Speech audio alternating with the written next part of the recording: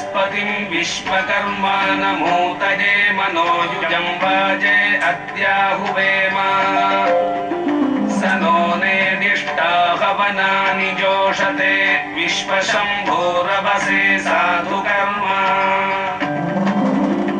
भद्रं कर्णेभिः शृणुयामदेव भद्रं पश्येमाक्षभिर्यजत्राः स्थिरैरङ्गैस्तुष्टुवागुंशस्तनूभिः यशेम देवहितं यदायुः स्वस्ति न इन्द्रो वृद्धश्रवाः स्वस्ति नः पूषा विश्ववेदाः स्वस्ति नस्तार्क्ष्यो अरिष्टनेमिः स्वस्ति नो बृहस्पतिर्दधातु ओम शांति शांति शांति। दानमिति सर्वाणि भूतानि प्रशंसन्ति दानान्नाति दुश्चरं तस्मात् दाने रमन्ते। தானத்தினால்தான் எல்லா பிராணிகளும் இன்புறுகின்றன என்று வேதம் சொல்லுகிறது. தானத்தின் அடிப்படையே நாம் பெற்ற இன்பத்தை இவ்வையகத்திலே இருக்கக்கூடிய எல்லா மக்களும் பெற வேண்டும் என்பதே உயர்ந்த நோக்கத்தின் காரணமாகும் தானத்தின் காரணம். தானங்கள் பலவிதமாக வேதத்திலே சொல்லப்பட்டிருக்கின்றன, சாஸ்திரங்களிலே சொல்லப்பட்டிருக்கின்றன. ஒவ்வொரு தானங்களுக்கும் ஒவ்வொரு விதமான பலன்களும் சொல்லி இருக்கிறது.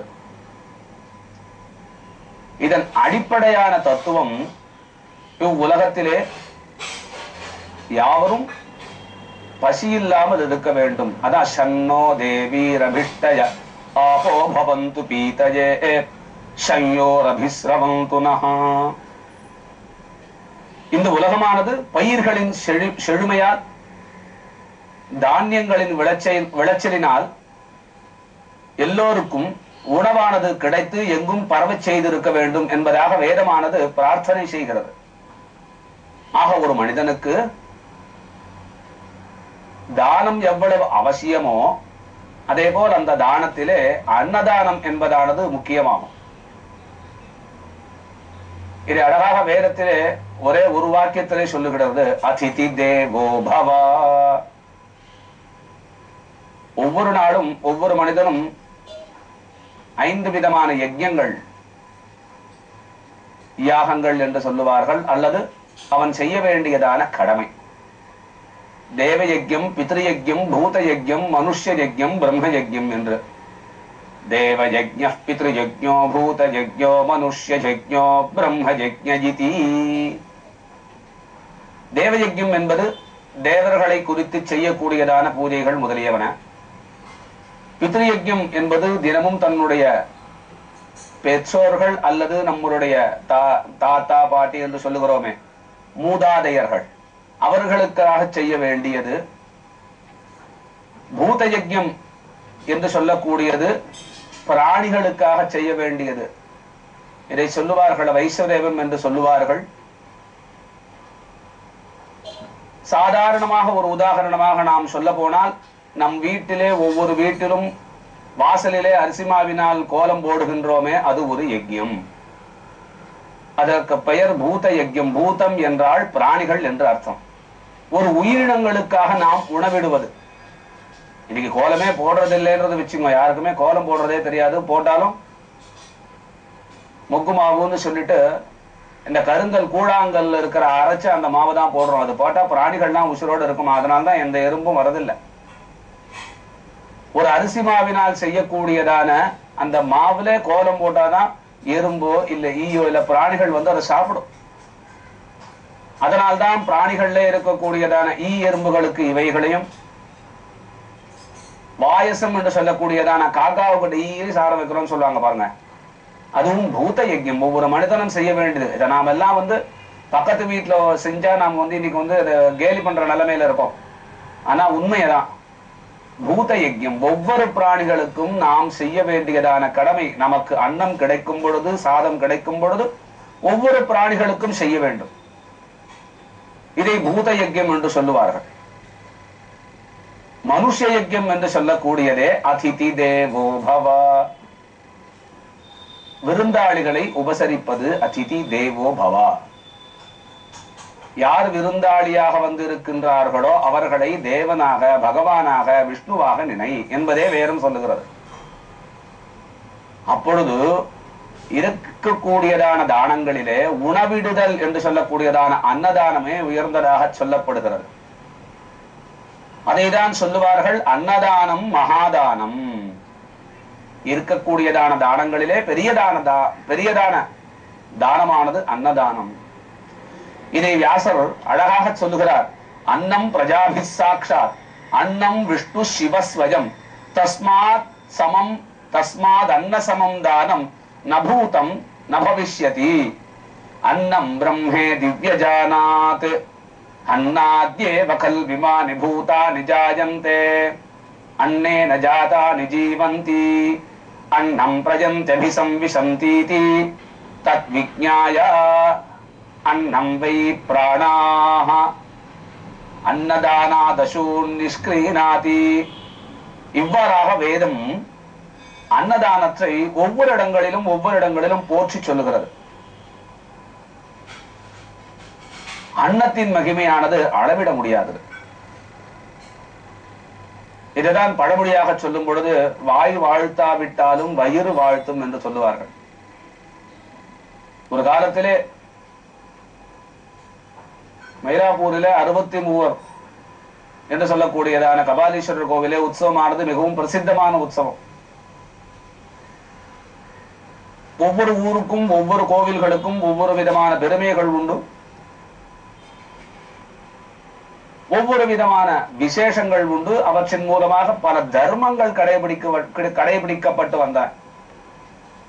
இன்றும் நாம் பார்க்கலாம். அந்த 63 திருவிழாவிலே எந்த இடத்திலே போனாலும் நமக்கு அன்று எல்லோருக்கும் சாப்பாடு கொடுத்துட்டே இருப்பாங்க, பார்த்திருப்போம். இதன் காரணம் என்ன என்றால், ஒரு காலத்திலே மாடமாமயிலை திருவல்லிக்கேணி கண்டேனே என்று ஆழ்வார் மயிலையும் திருவல்லிக்கேணியும் ஒன்றாக இருந்தது. திருவல்லிக்கேணி என்று சொல்லக்கூடியது சோலைகள் எல்லாம் சூழ்ந்ததாக இருக்கக்கூடியதான ஒரு பெரிய வனம். இரவியின் கதிர்கள் நுழைதல் செய்தறியா என்று சொல்லுவார்.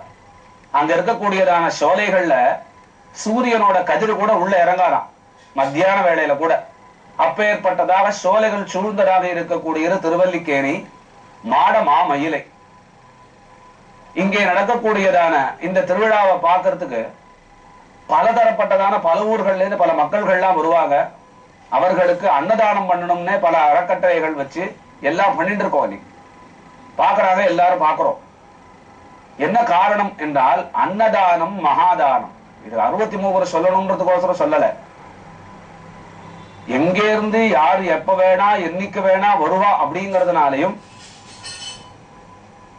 அன்னைக்கு அந்த அன்னதானத்தை எல்லாரும் பண்ணணும்ன்றதான் இன்னைக்கு பல இடத்துல பண்ணிட்டு இருக்காங்க. இந்த லோகமே அன்னத்தோட ஆதாரத்துல இருக்கு. அந்த அன்னம் எங்களுக்கு குறைவில்லாம கிடைக்கணும் அப்படிங்கிறது தான் அன்னக்கூட்ட மகோத்சவம் அப்படின்னு விஷ்ணு ஆலயங்கள்லயும் அன்னாபிஷேகம் என்று சிவாலயங்கள்லயும் பண்றோம், பாக்குறோம். அன்னம் பிரம்மே திவ்யஜானாத். ஏனெனில் நாம் அன்னத்தோட ஸ்வரூபமே, அன்னமே பிரம்மஸ்வரூபம். அன்னம் பிரஜாபிகி சாட்சாத். அன்னம் மக்களுக்கு எப்பேற்பட்டதாக இருக்கிறது என்று கேட்டால் சாட்சாத் விஷ்ணு, சாட்சாத் சிவா, சாட்சாத் பிரம்மா. ஒவ்வொரு மக்களுக்கும் அந்த அன்னம் தான் விஷ்ணு, அந்த அன்னம் தான் பிரம்மா, அந்த அன்னம் தான் சிவன். ஒரு பசியோட இருக்கச்சே போய் எதானா வேணுமா கேட்டா, எனக்கு ஒண்ணும் வேணும், ஒரு பொடி சாதம் கொடுத்தா போதும் சார், எதுவும் வேண்டாம்னு சொல்றான். ஆக அன்னதானம் என்று சொல்லக்கூடியதான அன்னம் மிகவும் உயர்ந்தது. இந்த அன்னத்தை காப்பாற்றுவதற்காக அன்ன சூக்தம் என்று ஒன்று. அகமஸ்மி பிரதமஜா ருதஸ்ய பூர்வம் தேவேப்யோ அமிர்தஸ்ய நாபிஹி யோ மா ததாதி சயி தேவமாவாஹ அகமன்னமன்ன மதந்தமத்மி பூர்வமக்னேரவிதஹத்யன்னம் யத்தௌஹாசாதே அகமுத்தரேஷு. அழகாக துரித்துக் கொண்டு போகின்றது வேதம். உன்னால் தான் எங்களுக்கு ஜீவன், இந்த அன்னத்தினாலே எல்லோரும் இன்புறுகின்றனர். இந்த அன்னமே எல்லோருக்கும் ஆதாரமாக திகழ்கின்றது. இந்த அன்னத்தினாலேதான் எல்லா ஜீவன்களும் சந்தோஷப்படுகின்றனர்.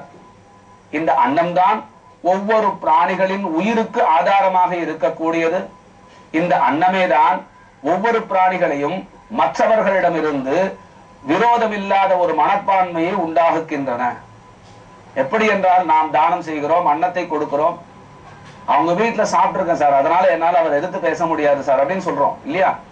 காரணம் என்னன்னா, ஒவ்வொரு பிராணிகளுக்கும் ஒவ்வொரு மனிதனுக்கும் சண்டையை மாற்றி நன்மையை செய்யக்கூடியதும் அன்னமே.